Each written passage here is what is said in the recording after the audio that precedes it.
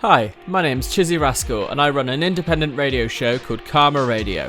Each week we release an episode to SoundCloud. It's usually around an hour long and I play out some of the best new bands hitting the UK alternative scene right now, as well as a bunch of household names that we all know and love already. It's a good place to discover some new bands or keep up with the new releases, so come and check it out. We also have a guest on the show each week, musicians from bands such as Holding Absence, Seaway, Funeral for a Friend, and a whole bunch more. So I've taken out this part of the show and I've added it to YouTube for anyone that wants to listen to what these artists have to say. But if you want to listen to the full show and listen to the artists' chosen tracks as well, then head over to the SoundCloud page. I'll add a link in the description below. Thank you for listening, and this is Karma Radio.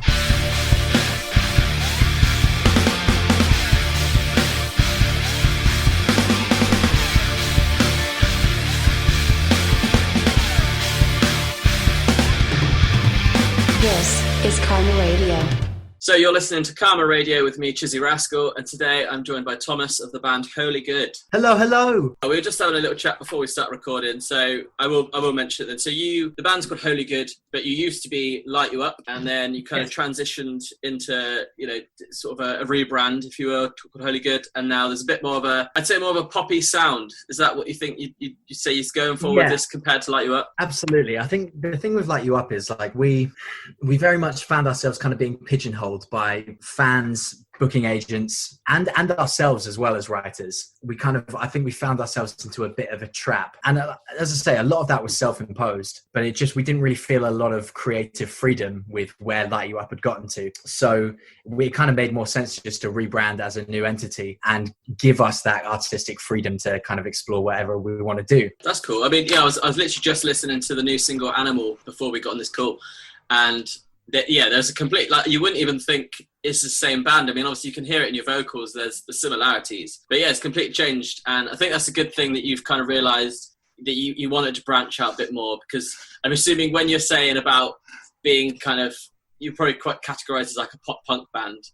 Would you agree? Yeah. And there's that problem, isn't it? That was never our intention, We didn't set out to be a pop punk band. It was like a lot of the music we listened to in our late teens and early 20s was very much in that vein. So it very much inspired what we were writing. But I think it became very apparent very quickly that we were like, shit, we're a little bit locked down now. Yeah, like there's quite a lot of fans that they don't like change. Like there's a lot of people that they like what they like. So obviously I can understand if you were as Light You Up and then you started to go more down the pop route or even just try a bit of experimental things. Yeah, you could, it goes both ways. I'm someone that loves that. If a band tries new things, I'm loving it. Yeah, you can see. So, cool. See, alienates a lot of people, I think. The ironic thing is, whilst we set off with this intention, Oh No, Darling, Animal, and there's 2 new singles we're releasing in the next coming weeks. Those are all level 2 Light You Up songs. Yeah. That we were just sat on for so long, like years, man. Like Animal, I think its first demo was in 2016. Some of these songs are really old, but we were sat for so long that it was just like, man, they're great. They're mixed and mastered. It seemed a waste not to put them out. So we're just going to put them out and kind of, I hope that now people don't have this expectation of what Holygood is, because the stuff we've been writing over the last couple of years is a lot more progressive. There's a lot more electronic sounds in there. We're not trying to detract too much from being a band, because that is the core of what we do. But I hope it doesn't alienate people too much. But you know what? I think we're all at the stage now in our own lives where we're confident in what we do. And if people don't like it, they don't like it. That's fine. But it's not just a means to an end. We do love it. So I mean, I think, as I said about like the fans that stick to one thing and know what they like, but I think maybe a few years ago, if you had released sort of slightly different stuff as Light You Up a few years ago, it might not have gone as well as it would now. I think people are a lot more open to the kind of pop collaborations now. So definitely. But you mentioned Animal was you've been sat on that for quite a while, because I did notice I was looking at you uploaded the set list from when you supported Busted. And I noticed Animal was on that, and I'm thinking, that was already over a year ago. So you must have been sat on the recorder for quite a while. Yeah, we recorded 5 songs with Ramesh Dodangoda in Cardiff. Yep.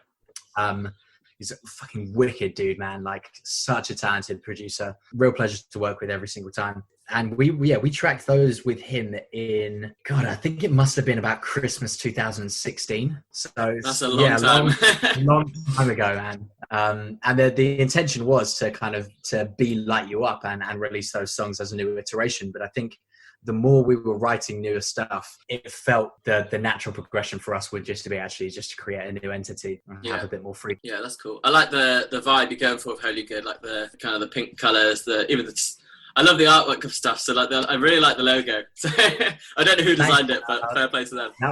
That's our guitarist Rob is a graphic designer, which obviously proves very useful for when you're in a band. Yeah, Rob does the majority, if not all, of our artwork. Cool. So what was before we play Animal then? What was like the main inspiration for the lyrics of the song? The main inspiration for Animal, I think. It's probably quite a long time ago now that you might not remember.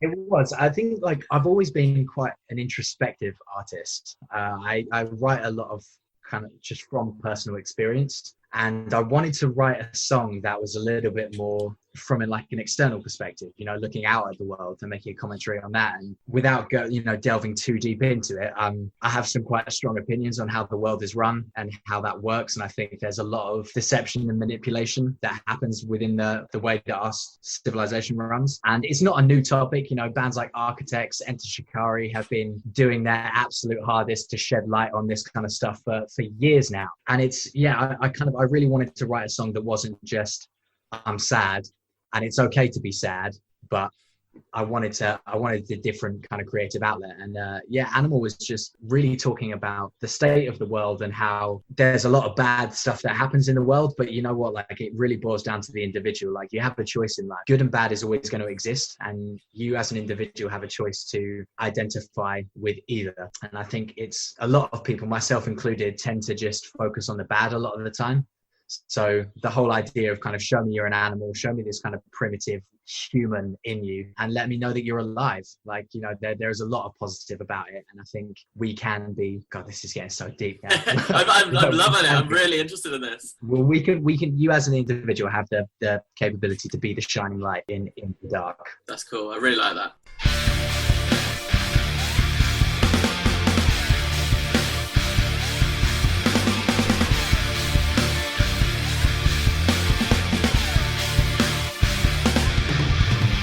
This is Karma Radio. Love that. That's sick. I just noticed, have you got a Bring Me tattoo on your arm? Everyone says so. My mum is a spiritual healer. Okay. So she kind of brought me up into alternative ways of thinking and living. This is the flower of life, one of the oldest symbols we have in existence. It shows how kind of cells replicate and things like that. However, that said, I do have a Bring Me the Horizon tattoo here from Chelsea Smile. I've got one as well. I don't know which side it's on. I got the umbrella.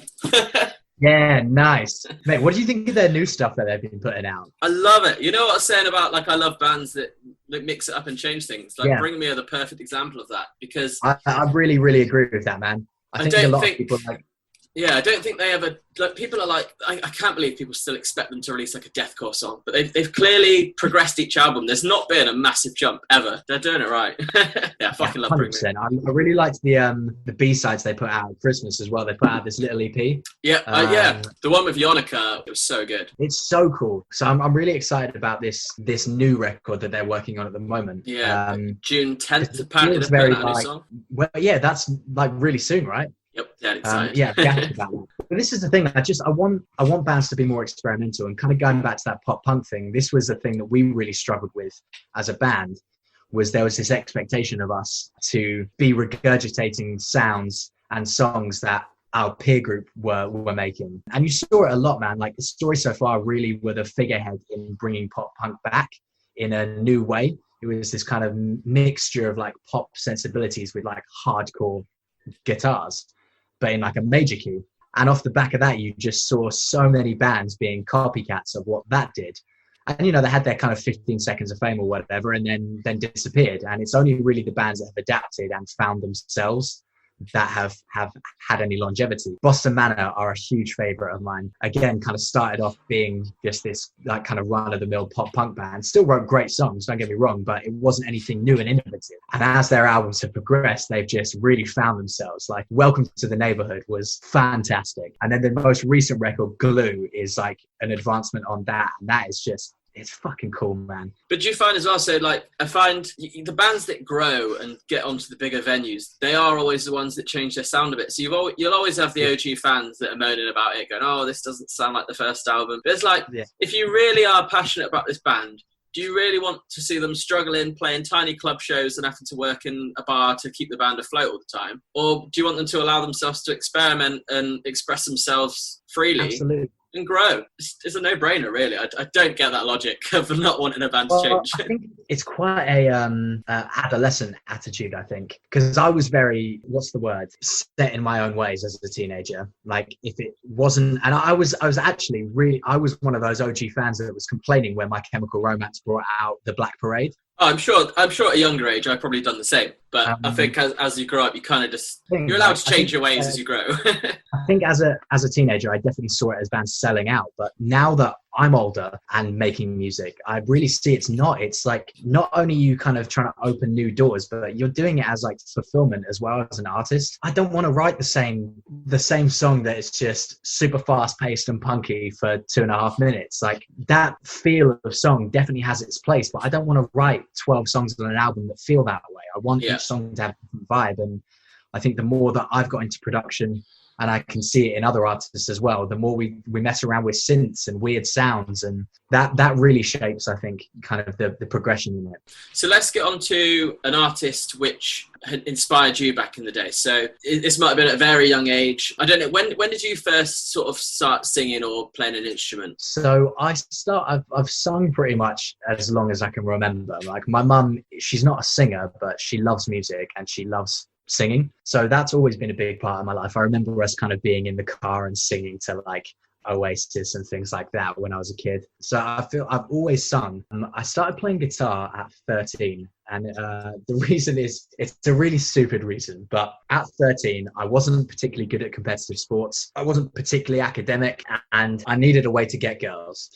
So I figured, you know what, I'll try my hand at playing guitar, and it didn't really serve me any better in becoming an attractive prospect for the opposite sex, but that didn't matter because I fell in love with music, and that became way more important to me than anything else. And yeah, I used to spend hours coming home from school and just making, I had this huge, obviously nowadays you've got like computers, like technology is really refined, but I had this huge multi-track system. It was really clunky and it had like actual faders on it and stuff like that. And I used to spend hours just making demos and demos and demos. That's cool. At 13 as well? Yeah, so I got my first guitar at 13, and then that Christmas, so I was almost 14, my dad got me this multi-track thing, which was like probably the best present I've ever gotten. That's sick. I just can't imagine someone being that creative at a young age. I think when I was 13, 14, I just spent my days on Call of Duty.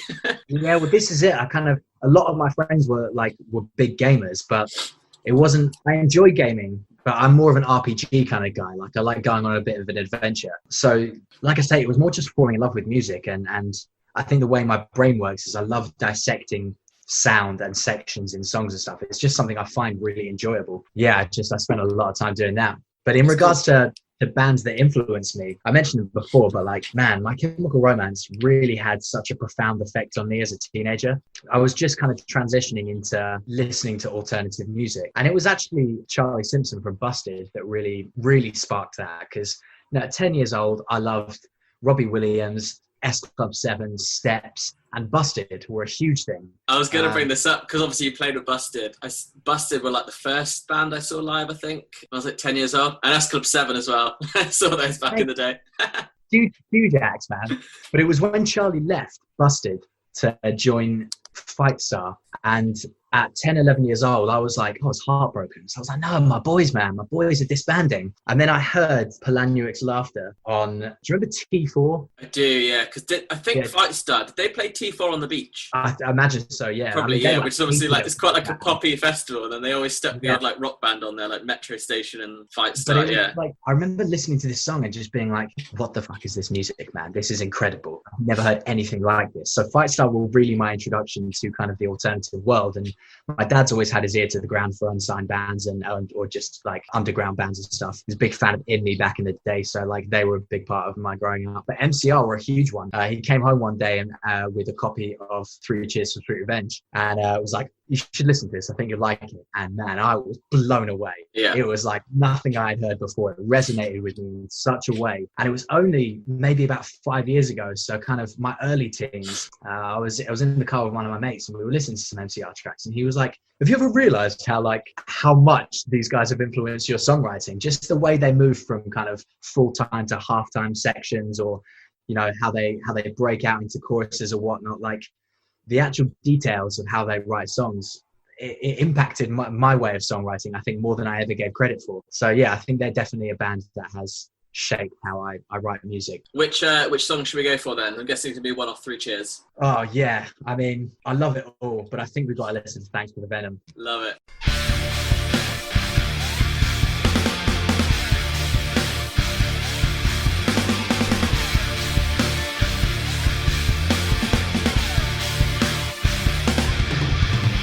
This is Karma Radio.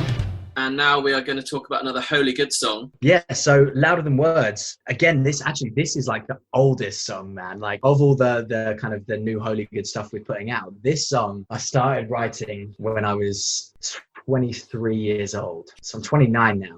So it's 6 years old. And it was written post a breakup that I had. So it's kind of lyrically, it's very much a conversation between myself and my ex-girlfriend. The pre-choruses and the middle eight are me responding to her, but she's talking to me in the verses and the chorus. And a lot of the lyrics are almost verbatim things that she said to me. It's a very self-reflective song. It was kind of a real sense of catharsis because I was not a good person back then, man. Like I cheated on her and I don't advocate that at all. I was young and stupid and very confused, and I didn't really know how to process that emotion. So I mean, songwriting's always been a massive sense of catharsis for me, and like therapy. So that was kind of the birth of this song, but I really feel like actually kind of something quite positive came out of it.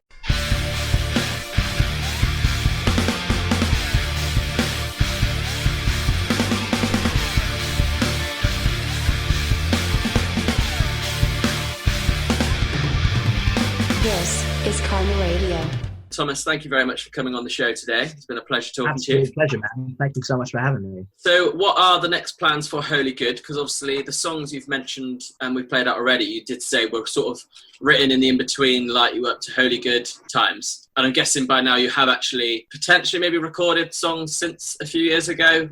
We're sitting on a whole bunch of new stuff. Yeah. So we're just trying to figure out the best way to structure releasing that. Say you don't know, for example, now if you go straight for an album, it could be an EP. I can definitely say we're definitely not doing an album or an EP. I think with the kind of the current climate of the music industry, it makes more sense for us because we're a relatively unknown band. There's not a huge demand for us to do a long form release yet. So it makes more sense for us at the moment to just be releasing singles. So the plan is, obviously, when people are listening to this, Louder Than Words will have just been released. So in 2 weeks' time, we're releasing another new song called Better Off Before. We're going to take 4 to 6 weeks off, providing everything goes well in-house. And then we are going to be releasing another batch of 3 songs, kind of autumn-y sort of time. And that's kind of the plan, really, man, is just to sort of keep releasing singles until we get to a point where we can actually justify releasing kind of a long form release.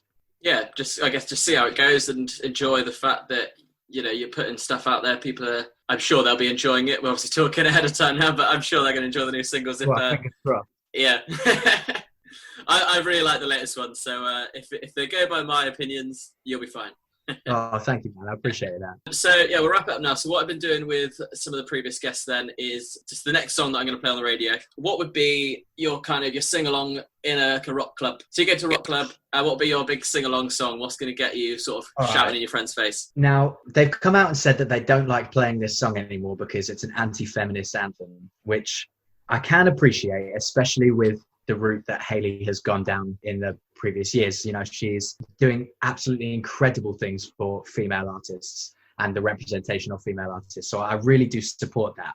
However, my gripes with this is that this song in question, again, was a really pivotal point for me as a teenager. And the way I look at songs and just art in general is it's a snapshot in time. And I think it's a shame to to discard this song because it encapsulates how she felt at the age of 16, 17, whenever she wrote it, and was in a troubled place. And I think it's something that a lot of people can relate to, you know, like anger is something that we feel as human beings. And I don't think that that's something we should shy away from. We should shed light on our own anger and try and understand it, because I think if we ignore emotions and feelings, then that's when we start suppressing and building things up, and then things just erupt in a messy fashion. So with all that said, it's got to be Misery Business by Paramore. So yeah, that song has served me well, and it will always be a song that if it gets played anywhere, you best believe I'm going to be singing every single word. Yes. Well, yeah, cheers, Thomas, and I'm looking forward to the next few months of releases from Holygood. And thank you very much. Yeah, cheers. It's been nice talking to you today.